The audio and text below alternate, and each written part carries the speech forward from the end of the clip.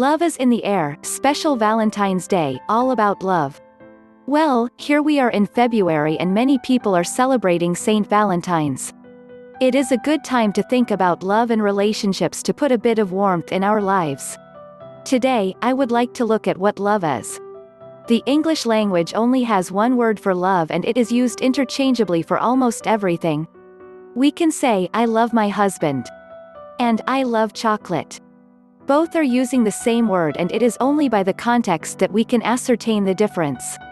The Greeks, on the other hand, have 4 different words to describe love.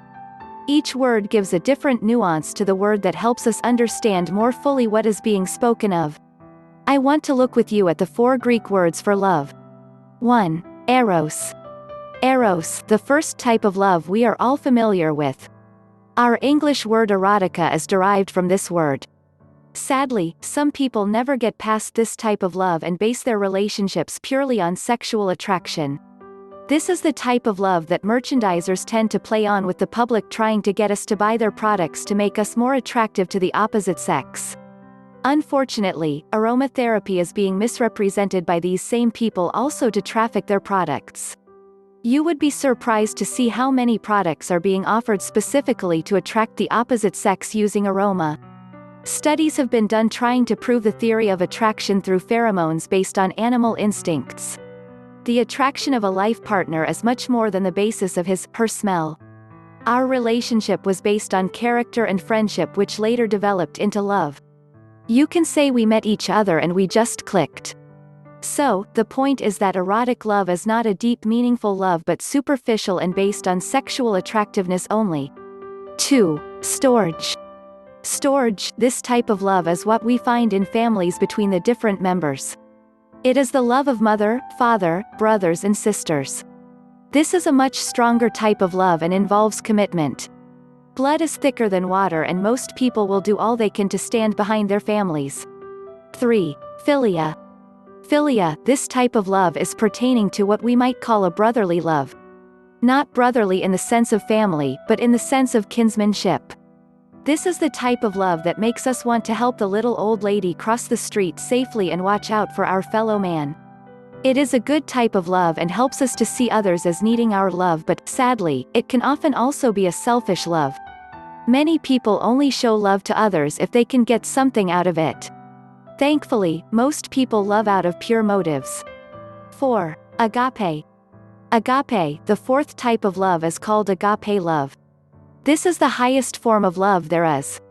This is an unconditional love for others in spite of their character flaws and weaknesses. It is a difficult love to obtain simply because we, as humans, are usually concerned more with ourselves and how the world and people around us affect us. In order to love in the agape way, we must overcome our selfishness and look to the needs of others. Prime examples of this type of love are people like Mother Teresa, Cardinal Leger, etc. These are people who look out for others' interests above their own. It is a special kind of love that needs to be cultivated for it to grow.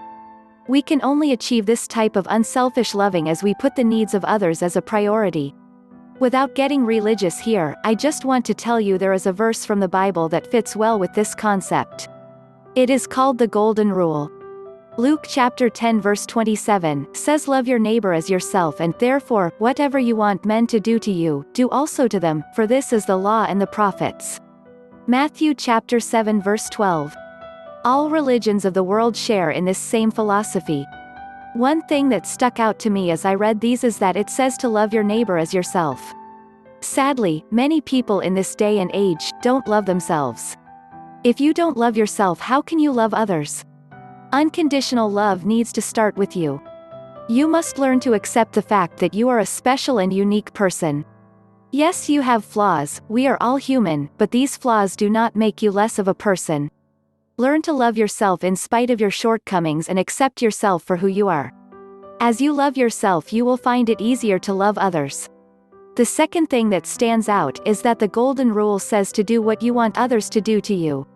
This is not the same as don't do to others what you don't want them to do to you.